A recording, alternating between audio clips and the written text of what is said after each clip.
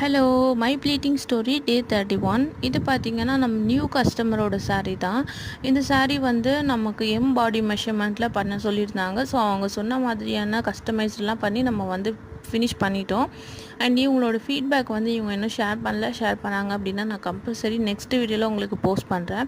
And வந்து இந்த சாரியை நீங்கள் ப்ளீட் பண்ணுறீங்க, அதாவது இந்த ஃபேப்ரிக் உள்ள சாரியை நீங்கள் ப்ளீட் பண்ணுறீங்க அப்படின்னா கம்பல்சரி 2 டேஸ்க்கு மேலே அந்த ப்ளீட் பண்ண சாரியை நீங்கள் பாக்ஸ் ஃபோல்டிங்கோடு வச்சுருக்கக்கூடாது. ஏன்னா அப்போது உங்களுக்கு எக்ஸ்ட்ரா ப்ளீட் வந்து, அதாவது எக்ஸ்ட்ராவாக ஃபோல்டிங் எல்லாமே க்ரியேட் ஆகும். அது பார்க்கவே நல்லா இருக்காது, அயன் பண்ண மாதிரி இருக்காது. அதுக்காக தான் தெரிஞ்சுக்கோங்க. இவங்களே வந்து இந்த மந்த் எண்டில் நமக்கு மெஹந்தி டிசைன் போடுறதுக்காக வர சொல்லியிருக்காங்க. அந்த வீடியோவும் உங்களுக்கு சீக்கிரமாக நான் அப்லோட் பண்ணுறேன். அண்ட் உங்களுக்கும் இது மாதிரி மெஹந்தி டிசைனிங் சர்வீஸ் வேணும் அப்படின்னா என்னை காண்டாக்ட் பண்ணுங்கள். அண்ட் இந்த வீடியோ உங்களுக்கு பிடிச்சிருந்துச்சு அப்படின்னா ஃபாலோ பண்ணுங்கள். Thank you so much.